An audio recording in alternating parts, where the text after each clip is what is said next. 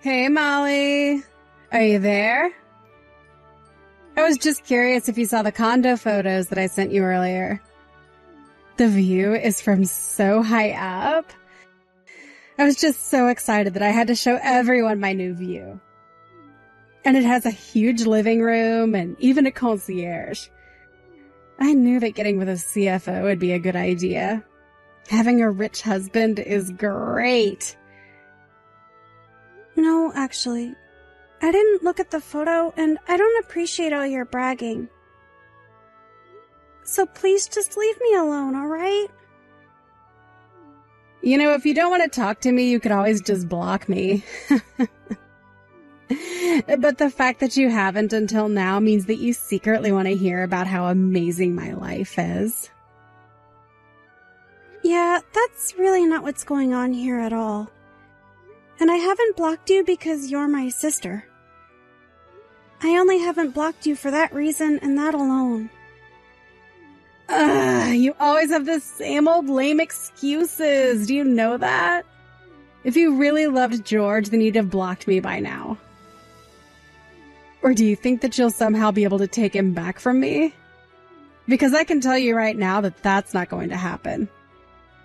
George doesn't have even an ounce of feelings left for you, so there. Oh boy, here we go again. I'm just saying that it's clear you can't let him go. Or the fact that I was able to steal him from you. But it's your fault for not keeping your eyes on that rich man of yours. And to think that you two had been dating for 5 years before I was finally able to make him all mine. I knew that you two were even thinking about marriage. But I guess I put an end to all of that right away, didn't I? So why don't you just accept that I've won and just leave us to be in peace already? You're the one who messaged me in the first place. And I don't want George back at all, thank you very much. Why can't you just accept that I have a lot of complicated feelings about all of this? I mean, you're my sister, but I wish that you would quit rubbing this in my face all the time. Oh man, you really are just such a crybaby. Do you know that? You think your crocodile tears are going to change anything? If anything, it just makes me think of you as all the more pathetic. That's exactly what I'm talking about. You don't have to be like that to me. Yeah. You can say whatever you want, but all I hear is a little loser asking for her boyfriend back. It's not cute, though, and you won't be getting George back. I'm not trying to get pity from you, or get George back. How many times am I going to have to say that? Yes, we were talking about getting married, but we're apart now and I don't think about it. And besides, he was the one to get with you, so why would I want to marry a man like that now? There you go, making up all those lame little excuses again. It really is just sad, you know? But maybe he left you because you're such a crybaby? And for that, I'm going to have you in the very back at mine and George's wedding. Wait, what? What wedding? What are you talking about? Oh, didn't you hear? We're going to be getting married this year. He told me that he can't wait any longer and wants to do it right away. You have got to be kidding me. I was shocked when you two moved in together. But now you're telling me that you're getting married too? Well, duh. I mean, George is already 30 years old. And I guess that his dad had a long talk with him about taking responsibility. Not to mention, he has a lot to think about with work. So we figured the easiest thing to do would just be to marry each other as soon as possible. Oh, I see. Well, no, I hadn't heard any of that at all. Oh, don't worry. You'll be getting an invitation when we have more details figured out. But just remember that you're going to be kept to the very back of the whole affair. I can't wait to see your crying face at the very end of the walkway.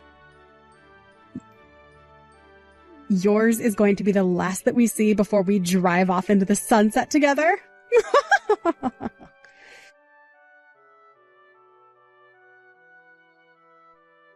Oh man, don't you have any pride for yourself, Molly? If you really want to get back together with me, You should just talk to me about it directly. What in the world are you talking about, George? I mean that I saw you just now in the office. You came to my dad to try and make him get back together with you, right? Have to say that I'm pretty shocked. I didn't realise that you wanted me so badly. I'm a bit of a bad boy, if you hadn't noticed. Literally, what in the world are you talking about? Have you hit your head or something like that? I don't want anything to do with you ever again. And your dad called me here to talk to him about something else. And just why would my dad want to talk to my ex-girlfriend, He doesn't associate with bottom feeders like you. He's too busy. He was suspicious about why we broke up after 5 years just for you to end up with my sister. And he was surprised to hear about you and my sister getting married. So he called me to discuss that. Oh, yeah, that does sound like him, I guess. He just can't learn how to mind his own business. But who cares who I date? It's my choice. He needs to learn to butt out and let me live my life. I think it's that your dad is worried about you and wants to make sure that you're making good choices. Yeah, I'm sure that's the excuse he gave you for his actions. But it's so obvious that you came to the office today to try and beg for me to get back together with you. Your obsession with me is really just getting sad at this point, Molly. I think the only person who thinks anyone is sad here is your dad about you. In fact, he apologized for your actions to me today. He apologized for what you did, and then he gave me a rather thick envelope. Oh, I get what's going on now. You were blackmailing my dad about what I did so that you could get a big payout. Is that it? You have got to be kidding me. Do you really think that's what's going on? You know that we weren't even engaged yet, right? Oh, but I get why you'd be mad about wasting 5 years of your 20s with me. I would want to pay out too if I was a poor little nobody like you. But man, it really is sad when you get caught red-handed taking money like that, isn't it? You really have no idea about anything that happened between your dad and I. But yes, if you really must know, he did give me some money. There you go, I called it. I guess at least there was a silver lining to getting dumped by me after all. Hope you think of me when you spend that money. Again, you have no idea at all what you're talking about. And the only person I feel any gratitude towards is your father. I know that you and my sister are getting married, but I wouldn't do anything more to upset your dad. He really is getting on his last straw with you. Ah, well, thank you so much for your concern, but I think I'm going to keep on living my life however I want. Especially if that means avoiding marrying an old hag.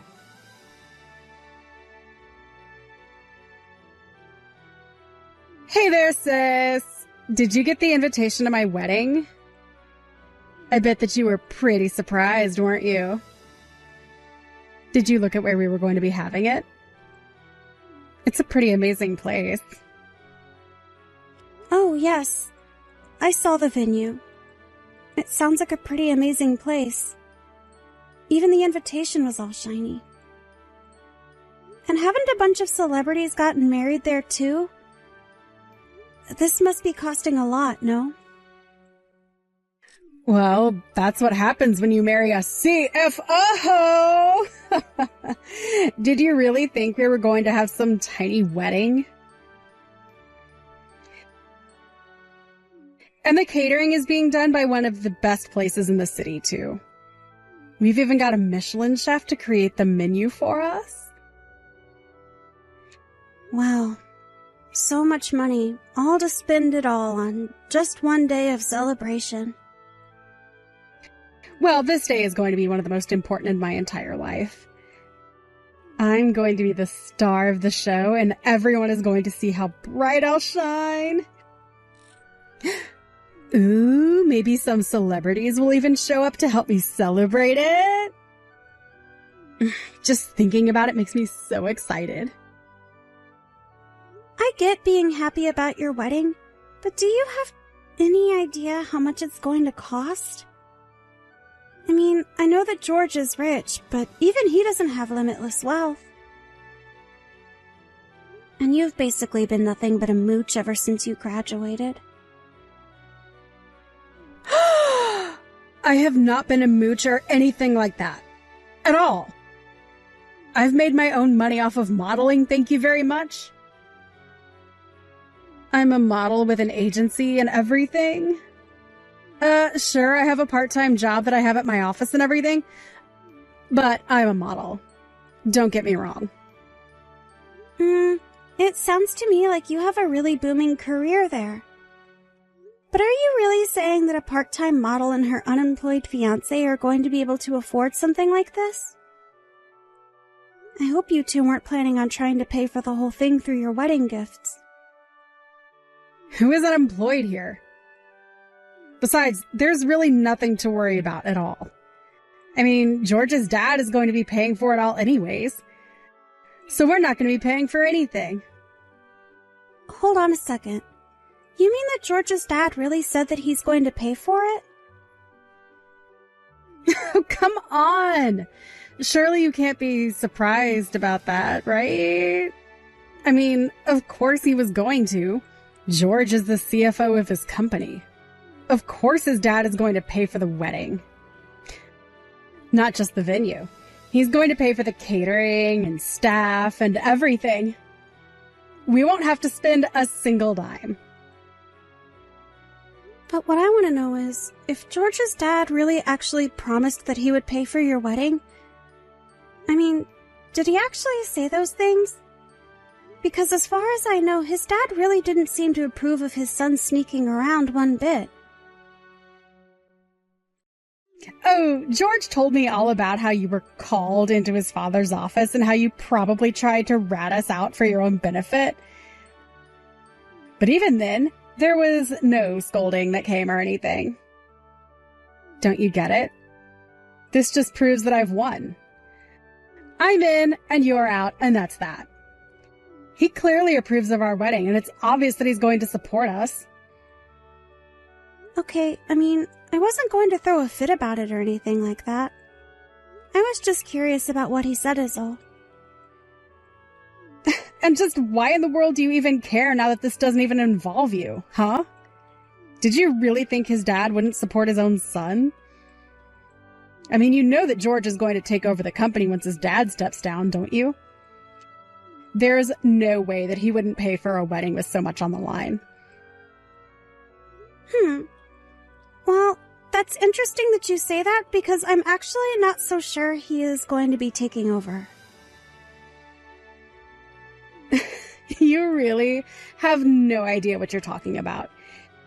You're just jealous because we're going to have the amazing wedding that you never could. But don't worry, it's not like we're not going to invite you. In fact, the both of us really hope that you show up. We want to rub your face in our success.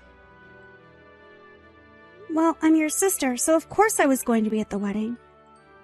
But you said you were going to sit me in the back. So I'm still wondering if you even have a seat actually saved for me at this point. Oh, come on. That doesn't mean you're going to miss the wedding, though, right? You have to be there to sit in the back and look all sad for us. And you have to make sure to bring us a big wedding gift. We won't be accepting anything less than about 10 grand. Hold on a second. You're not really asking your guests to be giving you $10,000 as a gift, are you? Oh, come on. This is going to be the wedding of a lifetime. Did you really think the ticket to get in was going to be cheap? Besides, don't you want to come and see your one and only little sister getting married? This is never going to happen again. Surely money's no object for you to be there for me, right? What in the world are you talking about? How can you seriously be asking for that? That's just absurd. But you're missing some of the perks that you get of sitting in the front row. That means that when you walk through the door, you've already found your seat. Honestly, in a lot of ways, you're getting the VIP treatment. Don't you see that? I have no idea who in their right mind would pay $10,000 for entrance into any kind of wedding. But I'm certainly not going to be shelling out that sort of cash to go see some failed model get hitched. Excuse me? What did you just say? What's the matter with you? Fine then. Since you and I are sisters, you'll only have to bring $1,000. How does that sound? Now that I've given you such a huge discount, you have to show up at the wedding, right? You really are just completely out of line right now. And just why should I have to show up there anyways? Oh, come on! You're not actually going to miss this, right? One of the whole reasons I want to get married is just that I can see the disappointment on your face. Surely $1,000 shouldn't be too much for you, right? After all the strings that I'm pulling and the role that I'm giving you? Let's get something straight here. You do know that George has been disinherited, right? Wait, what? What do you mean by that? I don't understand. I mean that's why I've been wondering if you're really going to be able to pull off having such a huge wedding. That's why I said it'll be a wedding for a wannabe model and her unemployed husband. And I really don't know about bringing $1,000 just for that. Wait a second. I don't understand. What is this? What are you talking about? What do you mean he's been disinherited? So I guess you still haven't heard the news then, right? But I think you should go and ask George or his dad as soon as you can. And you should also go and find out just who is going to be paying for that wedding. You might just be able to save yourself. Or your wedding if you try and act fast.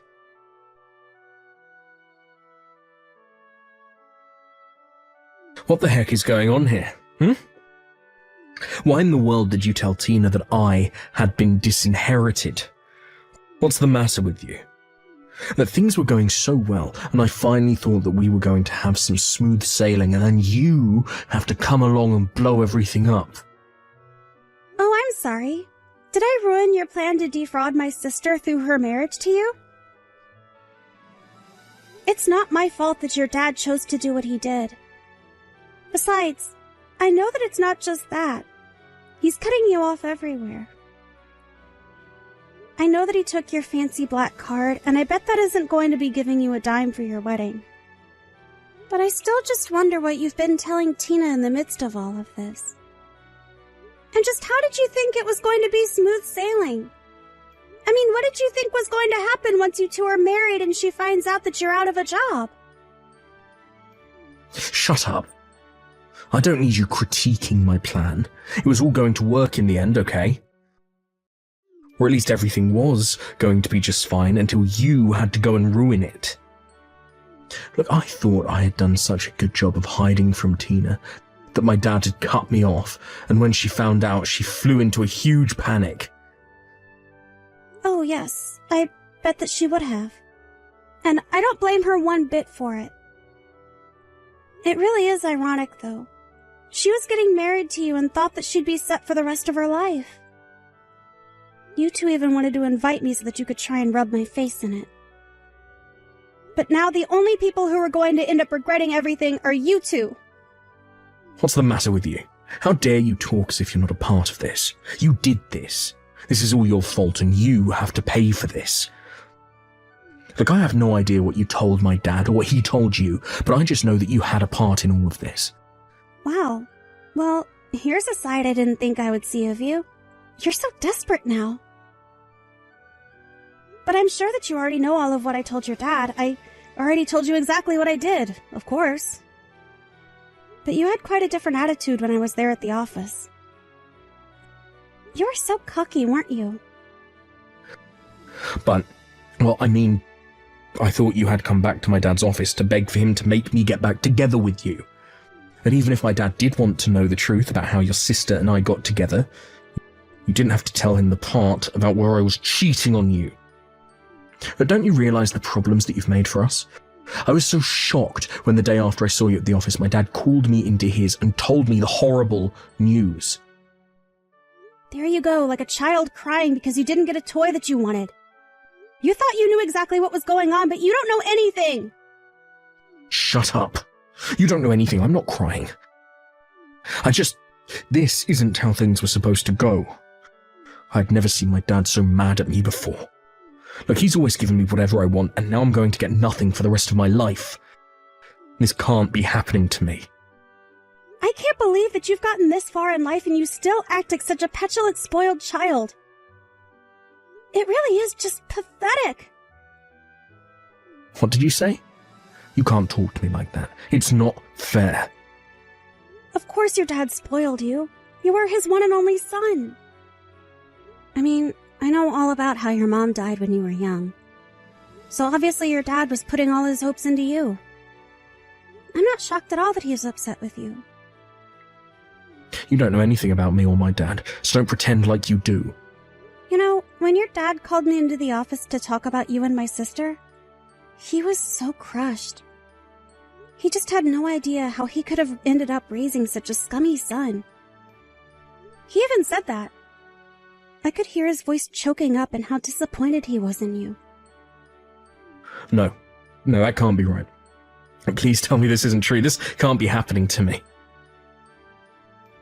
Well, I think you have more pressing things to worry about now. Like, how are you going to afford this huge extravagant wedding that Tina kept going on and on about? Why don't you quit crying like a baby to me and get the rest of your life in order, huh?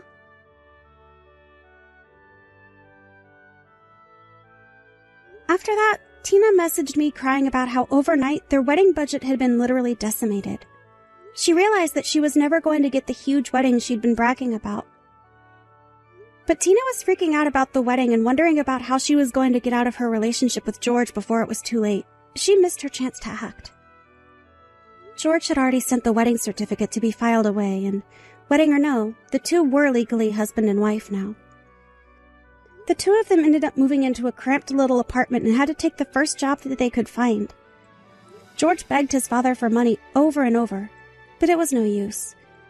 He even burst into his father's building to beg for help, but George's dad later told me was carried out by security promptly. Ever since then, Tina has been too busy handling her own crazy life with her own terrible husband to bother me anymore. As I mentioned above, George's father and I still keep in touch. I had heard from some of the staff about how angry he had gotten at his son, but to me he had never been anything but kind and courteous. As for me, I was more or less able to rid myself of Tina and George and simply went on with my life. I was glad to have dodged that bullet and was satisfied that I had put an end to Tina's wedding plans before she would have ended up with the bill for such a huge affair. Whether she'll ever see it that way is another issue. Thank you for watching! If you liked this video, please give it a thumbs up and don't forget to subscribe to see more content like this.